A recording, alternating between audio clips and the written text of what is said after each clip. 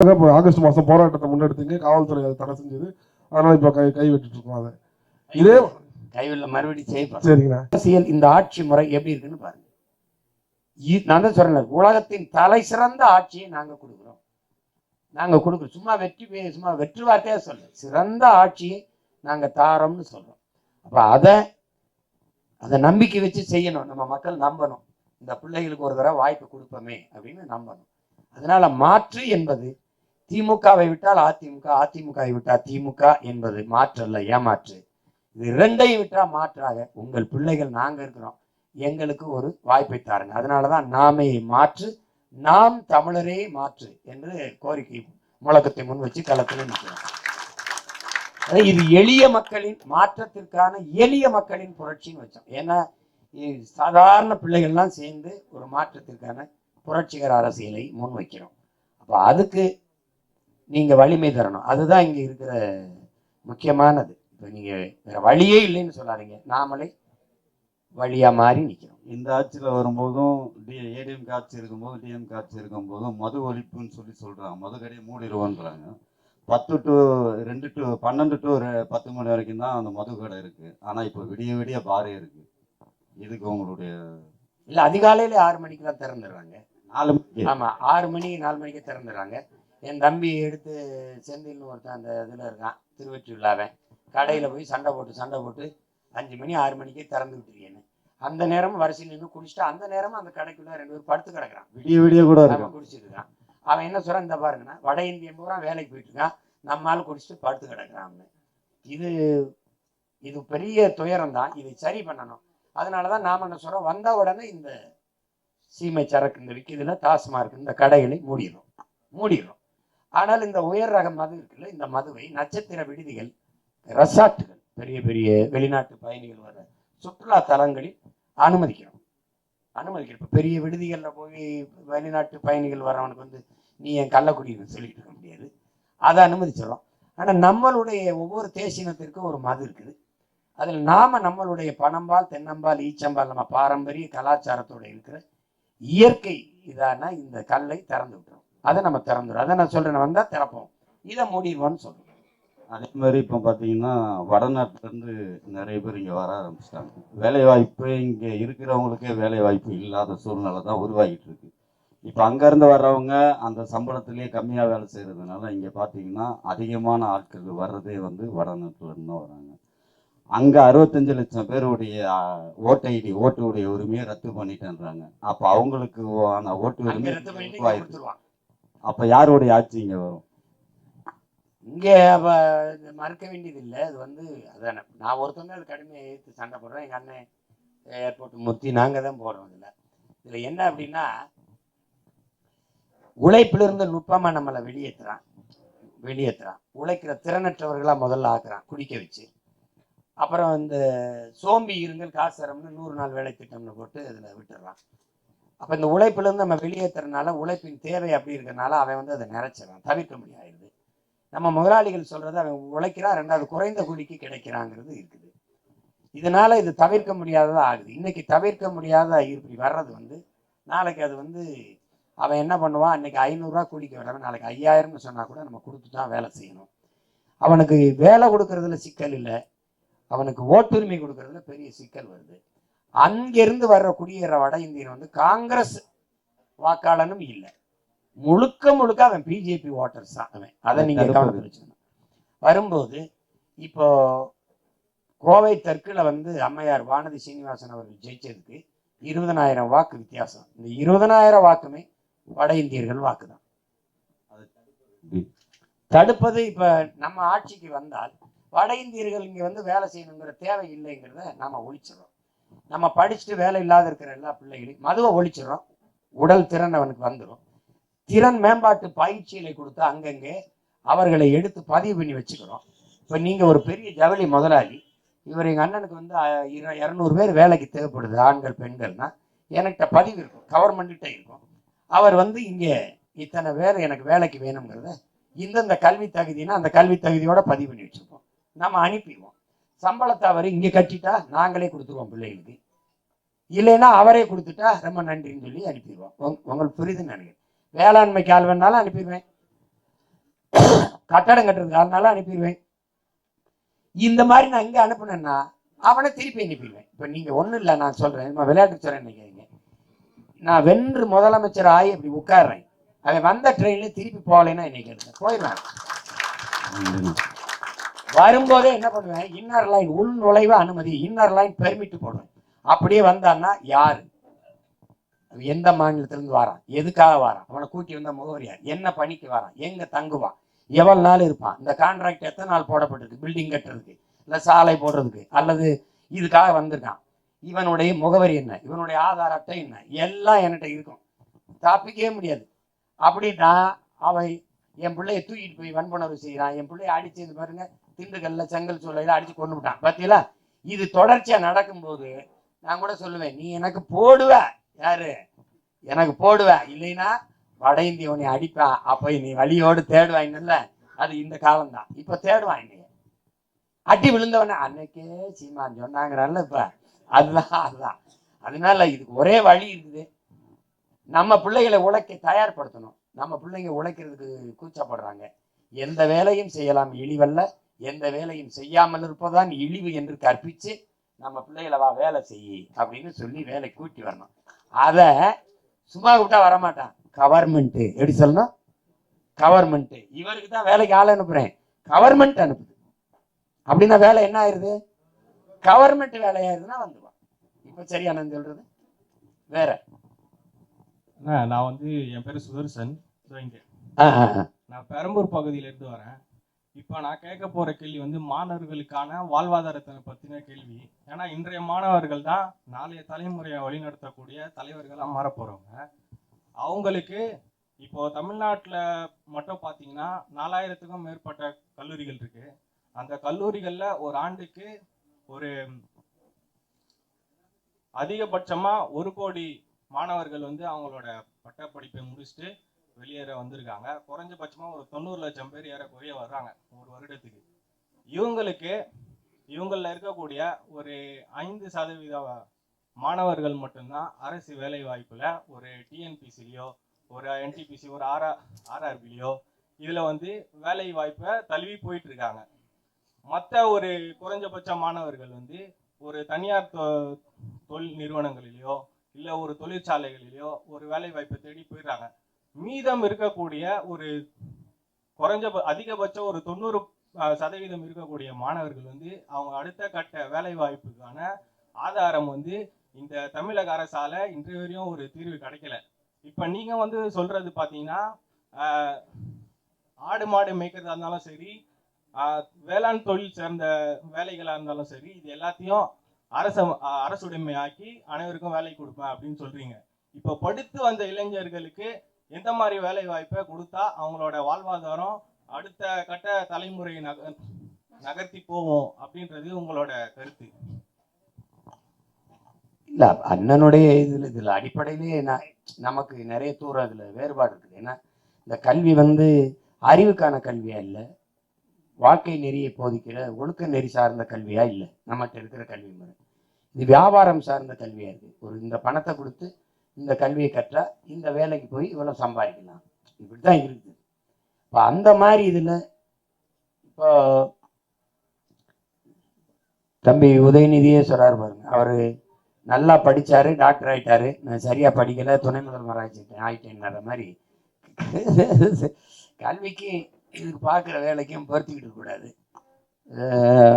Software இண்டஸ்ட்ரியின் பிதாமகன் தான் வந்து Bill Gates 2,76,000 ஏக்கர்ல விவசாயம் பார்க்குறாரு.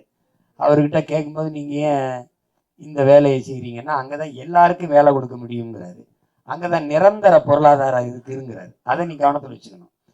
அப்போ நம்ம என்ன பண்ண வேண்டியது இருக்குதுன்னா, நம்ம பிள்ளைகளுக்கு இருக்கிற உளவியலா எந்த வேலையும் அரசு வேலைன்னா செய்யறதுக்கு ஆர்வமா இருக்கும்.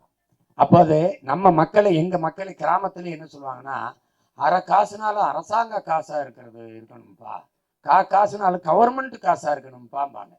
என் மக்களுக்கு தெரியாது, அந்த அரை காசும் காசும் கவர்மெண்ட்டுக்கு நம்ம மக்கள் தான் கொடுக்குறாங்கிறது தெரியாது. அப்ப அதனால அவனுக்கு உளவியலா என்னன்னா, 500 ரூபா ஒரு நாளைக்கு சம்பளம், அது அரசாங்கம் கொடுக்குதுன்னா கவர்மெண்ட் வேலைப்பா, மாப்பிள்ளை என்ன வேலை, கவர்மெண்ட் வேலை அப்படின்பா. அவன் 50 ஏக்கர் வச்சு விவசாயம் பார்த்தாலும் அதுக்கு மதிப்பு இருக்காது. 5000 சம்பளம்னால அரசாங்க வேலைன்னா கொடுத்துருவோம். அதனால அரசு பணியாக நெசவு, பட்டுப்பூச்சி வளர்த்தல், தேனீக்கள் வளர்த்தல், ஆடு மாடு வளர்த்தல், வேளாண்மை செய்தல், இது இந்த மாதிரி இது இருக்குல்ல, இது சார்ந்த தொழில்களை இது வேலை வாய்ப்பை பெருக்கிட்டீங்கன்னா நீ வர வர வர வர உனக்கு வேலை இருக்கும். இதுல வந்து எத்தனை சதவீதம் வரைக்கும் அரசு வேலையா அங்கீகரிக்கலாம்னு நீங்க நினைக்கிறீங்க? எல்லாருக்கும் வேலை கொடுக்குறீங்கிற நீ எத்தனை சதவீதம்ன்ற? 100%. ஏய், எல்லாருக்கும் வேலை கொடுக்குறீங்க. படிக்காத என் மக்கள் தான் தாலை துப்புரவு பண்ணி செஞ்சுக்கிட்டு இருக்குது. அது கவர்மெண்ட் வேலைன்னு தான் இருந்துச்சு. இப்ப தனியாருக்கு கொடுக்குறாரு. அதை தடுத்து போராடுறேன், கவர்மெண்ட் வேலையா கொடுன்ட்டு. இப்ப இருக்கிற தமிழ்நாடு பாடநூல், நான் படிச்சவனுக்கு மட்டும் இல்ல தம்பி, படித்தவர் படிக்காதவர் அனைவருக்கும் அரசு வேலை கொடுக்குறேன்றேன். அது புரியுதுங்க. இப்ப வந்து தமிழ்நாடு பாடநூல் வந்து இப்ப ஒரு சில மாணவர்களுக்கு வந்து அந்த பாடநூல்னா என்னன்னே தெரியாத அளவுக்கு இப்ப இருக்கிறாங்க. ஏன்னா இப்ப சிபிஎஸ்சில படிக்கிற பள்ளி மாணவர்கள் வந்து அவங்க கிட்ட இருக்க பொருளாதாரத்தோட உயர் நிலையை தெரிஞ்சு அவங்க சிபிஎஸ்சில படிக்கிறாங்க. இப்போ ஒரு ஏழை எளிய மாணவன் வந்து ஒரு நடுத்தர குடும்பத்திலிருந்து இல்லை ஒரு கிராமங்களிலிருந்தோ ஒரு அடித்தட்டு வர்க்கத்திலிருந்து வந்து ஒரு பள்ளியில் படிக்கக்கூடிய மாணவனுக்கு அந்த பாடநூல் வந்து ஒரு அறிவு சார்ந்த ஒரு வளர்ச்சியை ஏற்படுத்தவில்லை என்றால், நீங்கள் அந்த வளர்ச்சியை அடுத்த எதிர்கால சந்ததியின மாணவர்களுக்கு மாற்றுதல்களை ஏற்படுத்தினால் அடுத்த தலைமுறையினருக்கு ஒரு நல்ல எதிர்காலம் இருக்கும் என்றால் நீங்க பாடத்திட்டத்தை எந்த மாதிரி மாற்றலாம் என்று நினைக்கிறீர்கள்? நீ வந்து சொல்ற நம்ம கல்வி முறை என்பது ஏழை பணக்காரன் உயர்ந்தவன் தாழ்ந்தவன் என்ற பாகுபாடு இல்லாது எல்லோருக்கும் சரியாக சமமாக தரமான கல்வியை கொடுக்கணும். ஒரு நாட்டின் செல்வத்திலேயே ஆக சிறந்த செல்வம் அறிவு செல்வம் தான். அந்த அறிவை கொடுக்க வேண்டியது அரசின் கடமை. அறிவை வளர்க்கும் கல்வியும் உயிர் காக்கும் மருத்துவமும் மக்களுக்கு தரமாக சரியாக எல்லாருக்கும் கிடைக்கப்பெற செய்ய வேண்டியது அரசின் கடமை. அதை நம்முடைய அரசு செய்யும். இரண்டாவது, நம்முடைய அரசு என்ன செய்யுதுன்னா தனித்திறன் கல்விக்கு முன்னுரிமை கொடுக்கும். உனக்கு புரியுதா? இது வரைக்கும் தமிழக அரசு இது பண்ணல. நீங்க வந்தா இது பண்றேன்னு சொல்லுங்க. எல்லாருக்குமான இதா இருக்கணும்னு நாங்க நம்புறோம். தனித்திறன் கல்வின்னா உனக்கு எப்படின்னு புரிஞ்சுங்கன்னா, இப்ப ஐயா அப்துல் கலாம் எந்த துறையில் சாதிச்சார்னு நினைக்கிறீங்க? அறிவியல். அது அவருடைய தனித்திறன். சச்சின் டெண்டுல்கர் எதுல சாதிச்சார்னு நினைக்கிறீங்க? விளையாட்டுத்துறை. விளையாட்டுல எந்த விளையாட்டு? கிரிக்கெட். உசேன் போல்ட் எதுல சாதிச்சார்? தடகள வீரர். நம்ம அப்பா இளையராஜாவும் சகோதரர் ரகுமானும் எதுல சாதிச்சாங்க? நடிகர் திலகம் உலக புகழ் பெற்ற ஒரு திரைக்கலைஞராக இருக்காரு, எதுல சாதிச்சார்? அப்போ ஒரு மனிதன் உலகத்தில் நோபல் பரிசு பெற்ற எல்லாரும் எடுத்து பார்த்தீங்கன்னா ஒரே துறையில் தலை சிறந்தவனா இருப்பான். விளங்குதா? ஒருவன் வந்து ஒரே துறையில் கூர்மையா கவனம் பண்ணா அவன் பூரா சாதிச்சவனா இருப்பான்.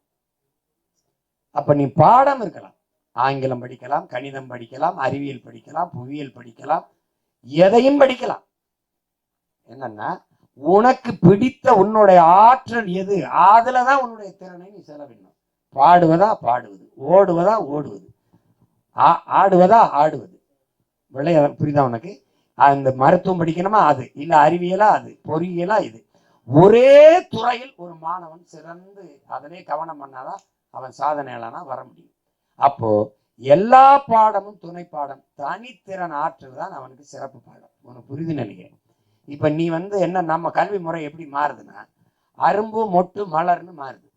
நோ யூகேஜி எல்கேஜினா தூக்கிடும், எல்கேஜி யூகேஜினா தூக்கிடும், அரும்பு மொட்டு மலர்னு வச்சிடும். 3 வயசுல ஒன்னாப்புக்கு சேர்க்கிறோம். அந்த அரும்புல சேர்க்கிறோம். எதுல சேர்க்கிறோம்?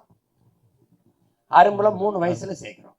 அரும்பு மொட்டு மலர் இந்த 3 வருஷத்துலையும் பிள்ளைகள் படிக்கக்கூடாது. பிள்ளைகளை ஆசிரியர்கள் படிப்பார்கள், பெற்றோர்கள் படிப்பார்கள். அவர்களுக்கு எல்லாம் இருக்கும். ஓவியம் வரைகிறது, விளையாட்டு, இசை எல்லாம் இருக்கும். எதில் ஆர்வமா இருக்கிறார்களோ அதை 6 வயசுல நம்ம அது ஒன்னாப்பு சேர்ப்போம். ஒன்னாப்புல சேர்ப்போம். தென்கொரியா உலகத்திலே கல்வியில முதல் நாடா இருக்கிற நாடு. 8 வயசுல பிள்ளைய ஒன்னாப்பு சேர்க்குது. நாம 6 வயசுல சேர்க்கிறோம். அவனுமாவும் இல்லை இவனுமாவும் இல்லை, 6 வயசுல எடுத்துக்கிறோம். 6 வயசுல ஒன்னாப்பு சேர்க்கும் போது ஒரு சான்றிதழ் கேட்கிறோம், பெற்றோர்கிட்டையும் ஆசிரியர்கிட்டையும். உங்க பிள்ளைக்கு எதில் ஆர்வம் இருக்குதுன்னு கேட்கிறோம். இந்த 3 வருஷத்துல படிச்சிருக்காங்களா ஆசிரியர்கள் அந்த பிள்ளைய? இவனுக்கு வந்து இவன் பேரு முத்துக்குமரன், இவனுக்கு இசையில ரொம்ப ஆர்வமா இருக்கு, எப்ப பார்த்தாலும் அவன் பாடிட்டே இருக்கிறான், இவன் ஓவியம் நல்லா வரைகிறான், இவன் விளையாட்டுலயே ஆர்வமா இருக்கிறான், அதுல நல்லா ஓடுறான். அப்போ இந்த ஓடுறதான் அவனுக்கு கல்வி, மற்றதெல்லாம் துணை பாடம். இப்ப ஓடுறதுல சிறப்பா ஓடிட்டான்னா அவன் பாஸ் ஆயிடுறான், தேர்ச்சி பெற்றுறான். ஒருவேளை ஆங்கிலத்துல தோற்றுறான், கணக்குல தோற்றுறான், அறிவியல தோற்றுறாலும் அவன் ப்ரொமோட் ஆயிடுறான், அவன் பாஸ் ஆயிடுவான், தேர்ச்சி பெற்றுவான். எதுல தோற்றப்படாது? ஓடுறதுல தோற்றக்கூடாது. உங்களுக்கு புரியுதா? இப்போ நீங்க இந்த சூப்பர் சிங்கரு சி தமிழ்ல வருதுல, இந்த இசை நிகழ்ச்சியில, அதுல படிக்கிற பிள்ளைகள்லாம் பாடிக்கிட்டே இருக்குது. ஆனா பாடி உலக புகழ் பெற்று உலகெங்கும் பாடி பெரிய செல்வந்தர்களாய். சச்சின் டெண்டுல்கர் 10வது படிக்கல, ஐயா ஏஆர் ரஹ்மான் 10வது படிக்கல. ஆனா அவர் அளவுக்கு உலக புகழ் பெற்ற இசை ஆளும் கிடையாது, பொருளாதாரத்துல மேம்பட்டவரும் கிடையாது. சச்சின் டெண்டுல்கர் படிச்சாரா, பந்து அடிச்சாரானா பந்து அடிச்சார். அப்ப அந்த தனித்திறன் ஆற்றலுக்கு முன்னுரிமை கொடுத்து பிள்ளைகளை வளர்க்கணும். கல்வி என்பது சுகமா இருக்கணும், சுமையா இருக்கக்கூடாது. இதை இது படிச்சுட்டு வரணும். மாணவர்களை மதிப்பெண்ணை பிதுக்கிறதா இல்லாம அறிவை வளர்க்கிற ஒரு தனித்திறன். நீ கல்வியை எப்படியாவது படி, 100க்கு 100 வாங்க, 100க்கு கல்வி அமைப்பே தப்பா இருக்கு. எல்லா பாடத்திலையும் அதிக மதிப்பெண் பெற்றவனை தான் என் கல்லூரியில சேர்த்துப்பேன்னா, நல்லா படிக்கிறவன் எவனோ அவனுக்கு தான் என் கல்லூரியில இடம்னா அது கல்லூரி இல்லது. படிக்காதவனை படிக்க வைக்கிறதுக்கு தான் கல்விக்கூடங்கள் தேவைப்படுது. நல்லா 100க்கு 90 அவனுக்கு தான் என் கல்லூரியில இடம்னா இது எப்படி இருக்கு?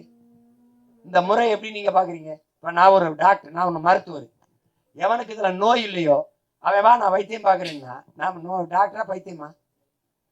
யாருக்கு நோய் இல்லையோ அவருக்கு நான் மருத்துவம் பாக்குறேன்னு சொன்னா நீங்க ஏற்பீங்களா? எவன் நல்லா படிக்கிறியோ அவன் வாங்கி பள்ளிக்கூடத்துல சேர்த்துக்கிறேன்னா நீ ஏற்கிறியா?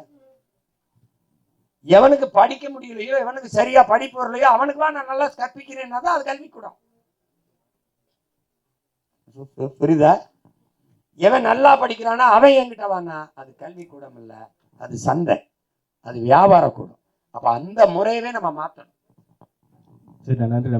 மேலும் ஒரு கேள்வி. இப்போ நான் ஒரு 25 வயசு இளைஞன். இப்போ என்ன மாதிரி நான் நாம் தமிழர் கட்சியோட கொள்கையை ஏற்று நடக்கக்கூடிய ஒரு இளைஞன். என்ன மாதிரி என் பகுதியில் இருக்கவங்க ஒரு திமுகவிலையோ ஒரு அதிமுகவிலையோ இல்லை ஒரு விஜய் கட்சியிலையோ அப்படி இருக்கவங்க அப்படி இருக்கக்கூடியவங்களுக்கு உங்களால் முடிஞ்ச ஒரு இளைஞன்னா எப்படி இருக்கணும், இந்த தகுதி உடையவனா இருக்கணும், ஒரு சமுதாயத்தில் இந்த சமுதாயத்தில் நடக்கக்கூடிய அரசியலே பார்க்குற இளைஞன், இந்த கட்டமைப்புகளில் பார்த்து நடக்கக்கூடிய ஒருவன் அவன் இளைஞனாக இருக்கிறான் என்றால் அவன் எப்படி இருக்கணும்? அதை நீங்க எப்படி சொல்றீங்க? எப்படி இருக்கணும் ஒரு இளைஞனா? எப்படி இருக்கணும்? இல்ல நான் என்ன சொல்றேன், நீங்க தீயவைன்னு இருக்கிற இந்த மது, இந்த சாதி மத போதைகள், இந்த ஊழல் லஞ்சம், இதெல்லாம் இந்த திரைக்கவர்ச்சி, இந்த பொழுதுபோக்கு, கேலி இதெல்லாம் பெருநாட்டம் கொள்ளாத ஒரு பெரு நெருப்பாக, அண்ட முடியாத பெரு நெருப்பாக வளர்ந்து வரணும். நீங்கள் என் தம்பி தங்கைகளுக்கு சொல்வது, எளிதானதை செய்யாதீர்கள், சரியானதை செய்யுங்கள். எது சரி என்று படுதோ அதை செய்யுங்கள். எப்போதும் கண்கள் வழி நடத்துகிற பக்கத்தில் கால்களை நடக்க விடாதீர்கள். உங்கள் கனவு வழி நடத்துகிற பாதையிலே உங்கள் கால்களை நடக்க விடுங்கள். அப்பதான் நீங்க ஒரு இலக்கை நோக்கி போக முடியும். உங்களுக்கு புரியுதுன்னு நினைக்கிறேன். அப்ப அதனாலதான் நீங்க எப்பவுமே நீ கண் போன போக்கிலே கால் போகலாமான்னா அது எதிர்த்தா போயிட்டு இருக்கும். ஒரு கனவு உன்னை வழி நடத்தணும். உலகத்தில் சாதிச்ச எல்லோருமே தன் மனச்சான்று வழி நடத்தியபடி வாழ்ந்தவனா தான் இருக்கான். அப்படி உங்கள் மனச்சான்று ஒண்ணு சொல்லும் இது சரின்னு, அதை உலகமே எதிர்த்தாலும் செய்யுங்க.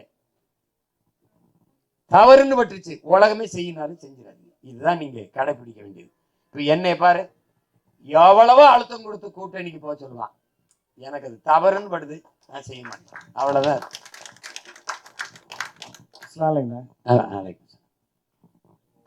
விஷயம், தமிழ்நாட்டில் ஃபுல்லாக பள்ளிவாசல் இருக்கு. அதில் ஹசரத் மால்கா இமாம் சாப் இருக்காங்க, மோதினா இருக்காங்க, அப்புறம் பாட்டில் இருக்கவங்க முசாவர் இருக்காங்க.